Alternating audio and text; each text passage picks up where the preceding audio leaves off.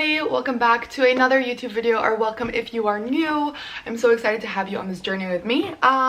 So for today's video, we are filming a posing video, which is a highly requested video. You guys have been bugging me about it to film it. So there are little bits and tricks that I'm going to share with you. Being a model and in this industry for a couple of years, I have learned a couple of things of what to do, what not to do, what works and what doesn't, and I'm going to share all of those things with you today.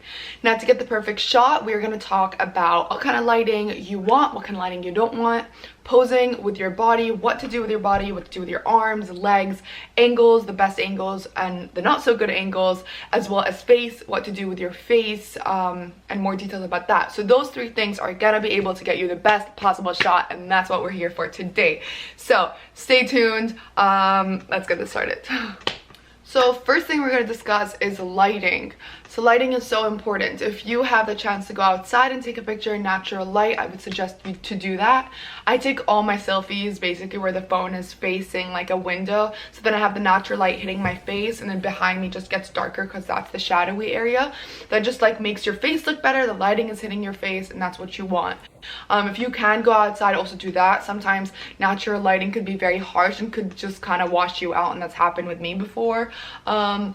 One thing I do suggest if you do want to take an outdoor photo is you can stand under shades. Like if you sit under like a tree that is shading that area and you took it out that way, that could be nice.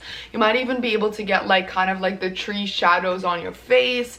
So just making it more fun and getting that lighting. Not take pictures under like spotlights. Spotlights are the worst to take photos under because spotlights are shining the light right like from up, so the light is hitting the top of your eyelids and it's creating a shadow under your eyes. That's exactly what you don't want. So it's the worst thing to like to show these like huge dark circles and you look like a skull, and you don't want that. So stay away from spotlights, fluorescent lights, anything that's like coming down, lighting that's just straight down at your head. So the one thing you don't want to ever do is slouch. You do not want to sit in like this hunched over position. You want your back to be straight, curve your back, stick out your bum, and kind of push out your chest. That just gives you a nicer body shape. Another thing is when you are standing in a pose, you want to kind of like suck in your stomach, not to make you thinner or anything, but kind of just like not really suck in, like when you're doing your ab workout, just kind of like push those muscles out so you can be more shaped and more toned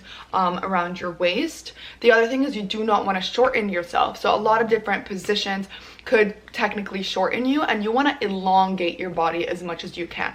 Do not stand in a position where your legs are completely stuck together or your arms are side by side, because that just makes you look like a block and you don't have really shape or movement or curves in your body. So you should separate your legs, elongate your legs. Sometimes it helps to put your arm on a certain area that you want focus on. So if you put your hand on your thigh, that just draws attention to your thigh, and your thigh looks nice, lean, and long. Another thing I like to do is shift my waist from side to side. So giving my body that curve and that angle rather than standing like stick still, which is very boring. The other thing is putting your hands on your waist, and creating these shapes in between these arms are really important rather than keeping them like this, you know? This just causes more shape, more movement, and just an overall better photo. Another model thing other than the fake laugh is the fake walk. So a lot of the times when you see these models walking down, you know, Manhattan streets or whatever, she's not actually just taking a stroll and the photographer's photographing her. She's probably just moving like 3 feet, whereas you just move one leg after the other. So this just gives your body and your legs this angled movement and that straight leg. Sometimes taking like bigger steps is also good because you separate your legs. Other thing I like to do is shift my waist from side to side. So giving my body that curve and that angle rather than standing like stick still, which is very boring.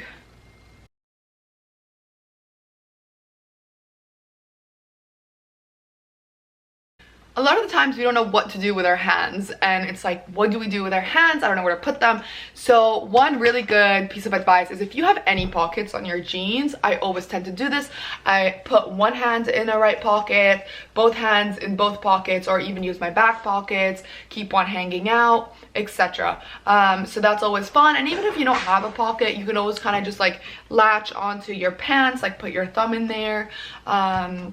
and play around. If you have like straps, so this one's a little thicker, but if you're wearing like a spaghetti strap, you can always kind of like pull on that. So that's like things to use with your clothing. If you do have a prop, it always makes a photo so much easier, whereas like if you don't have a prop, you're like standing there, what am I supposed to do now? This is awkward. These tips I'm giving you help you with like putting your hand, where to angle, your curves and turns. Those give more excitement for your photo if you don't have a prop. But if you do have a prop, use the prop. Play with the prop. That is the best thing. Always when I'm at shoots, I always love having a prop because it just makes things so much easier and it comes so much more naturally than when I don't have a prop. So use the prop. I am swinging that purse back and forth. I can hold it with two hands. I can put it over my shoulder. I can do a lot with it. And then also the jacket. If you're wearing a jacket, if you're wearing a blazer, whatever it is that you have on, you can always play with your clothing. For example, this one blazer I put into 3-4 different shots with just the one blazer. So play with what you have on. The other thing that you can play with is your surroundings. So I filmed this video right here, right in this area, and I managed to do like one where I'm sitting on the floor, one where I'm leaning against the wall, one where I'm standing still, one where I'm leaning against the couch, the arm of the couch. So there's a lot that you can do. You can even like sit on what I was sitting on originally, and kind of do poses on there. So I've gotten like 4 different scenes within one where I'm playing with my surroundings. The other thing is your face. What do you do with your face? A lot of the times the focus is more on the body and not on the face, but it all actually just comes together. I think the thing that excites me more about a photo is actually the way someone's face looks more than the body. When I look at my photos, I always look at where my face looks best rather than where my body looks best.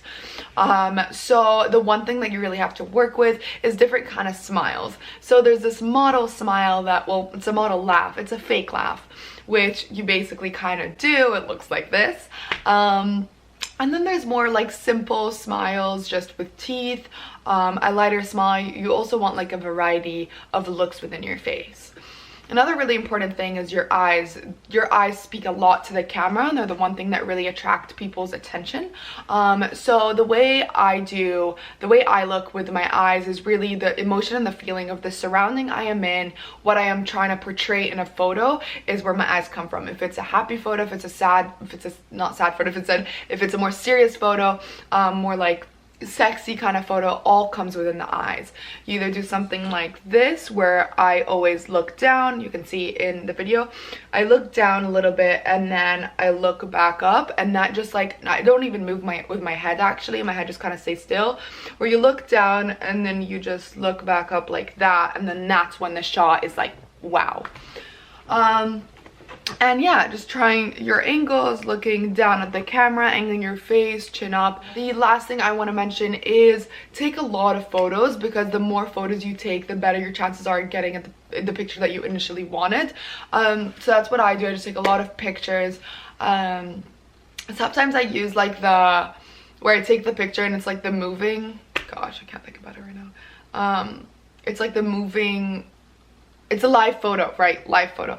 And then I just like move through that and try to find the best photo. If it does help, sometimes they're a little off and blurry, so. Okay, so this video has come, Okay, so this video has come to an end. Thank you so much for watching. I hope you enjoyed the video. I hope it was everything that you were expecting it to be, and I hope it helped. If you have any other questions, leave them in the comments below. If you did like this video, give it a thumbs up and subscribe to this channel. So many other videos are coming your way. Leave your comments down below on your thoughts about everything. And before I forget, today's shout out is for Zelina. Thank you so much for your support and love. Thank you, everybody. See you in my next video.